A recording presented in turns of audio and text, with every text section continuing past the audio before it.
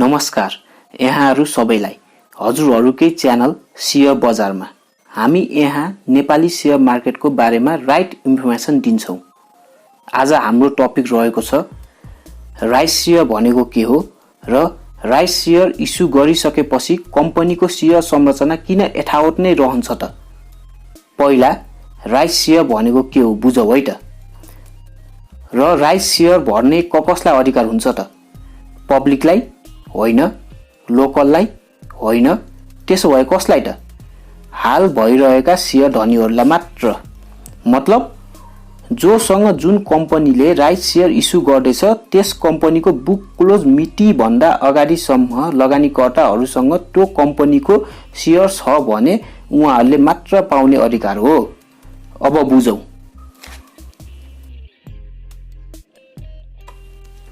Share स्वामित्व कसरी यथावत रहन्छ त। क भन्ने कम्पनी छ र मानौ यो कम्पनीले 50% हक शेयर इस्यु गर्दैछ। अब पहिला हेरौ राइट शेयर इस्यु गर्नु पहिलाको कम्पनीको संरचना कस्तो छ त। राइट शेयर इस्यु गर्नु भन्दा पहिला कम्पनीको संरचना 4 जना लगानीकर्ता हुनुहुन्छ र चारैजनाले इक्वल एमाउन्टमा इन्भेस्ट गर्नुभएको छ।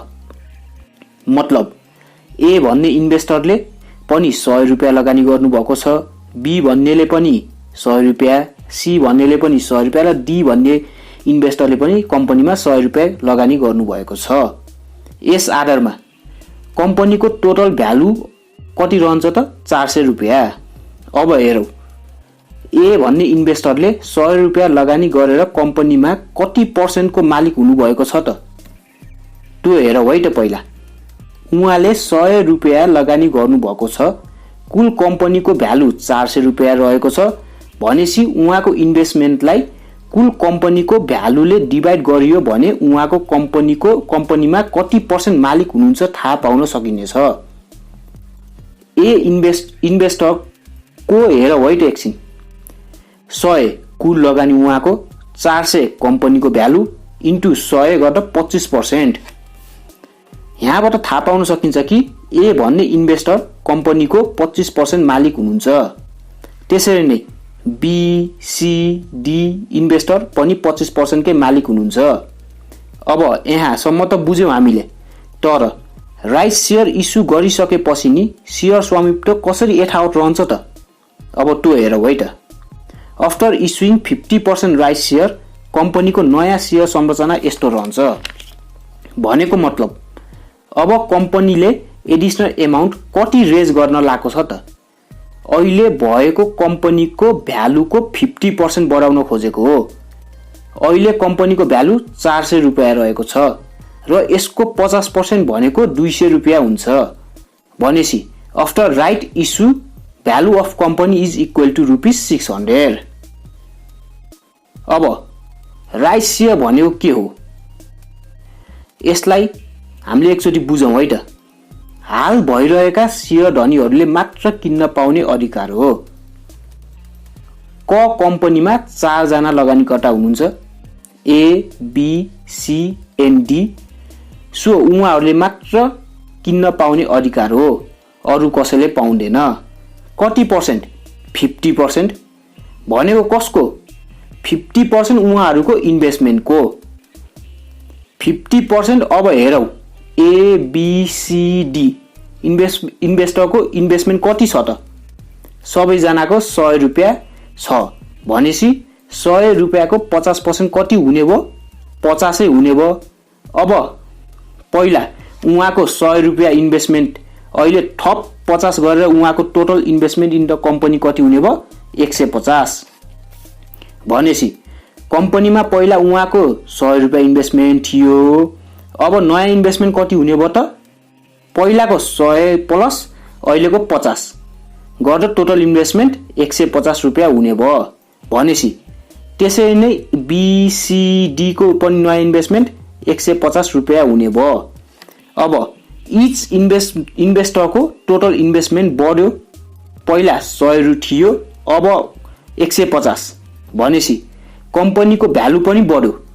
कम्पनीको भ्यालु 400 बाट 600 पुग्यो। अब हेरौ है त percentage hold in the company by the investor. पहिला हेरौँ, उहाँहरूले 100 रुपियाँ लगानी गर्दा 25% मालिक हुनुहुन्थ्यो र अहिले 150 गर्नुभएको छ। अब यसो हेर्दा त हामीले क्याल्कुलेसन नगरी हेर्दा त हामीलाई कम्पनीमा उहाँहरू 25% भन्दा बढीको मालिक हुनुभयो होला जस्तो लाग्छ। तर यो होइन। किनकि कम्पनीको भ्यालु पनि त 400 बाट बढेर 600 पुगेको छ, जो 50% बढियो। उहाँहरूको इन्भेस्टमेन्ट पनि कति पर्सेन्टले बढेको छ त? 50%ले। त्यही भएर अब उहाँहरू कम्पनीको शेयर कति पर्सेन्ट होल्ड गर्नुभयो त?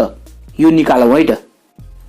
150 old plus new investment divide by 600 new value of company, जुन 400 बाट बढेर 400 मा 200 बढेर 600 भएको हो, विच इज 25%।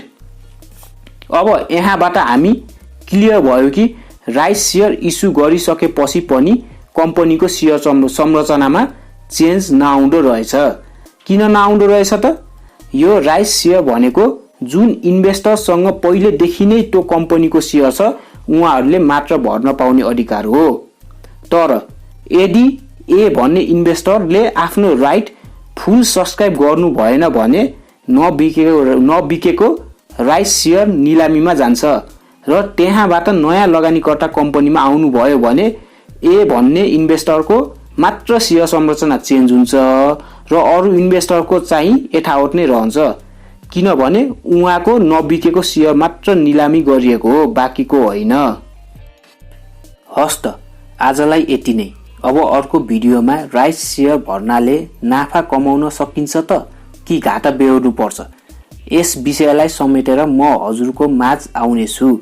त्यसैले आउने भिडियोहरू नछुटाइ हेर्नका लागि च्यानल लाइक, शेयर, सब्स्क्राइब गर्न नबिर्सिनु होला र आफ्नो साथीभाइ तथा फ्यामिली मेम्बर्सलाई पनि शेयर गरेर राइट इन्फर्मेसन फ्लो गराउनु होला। Have a safe investment, do research before investment. Thank you.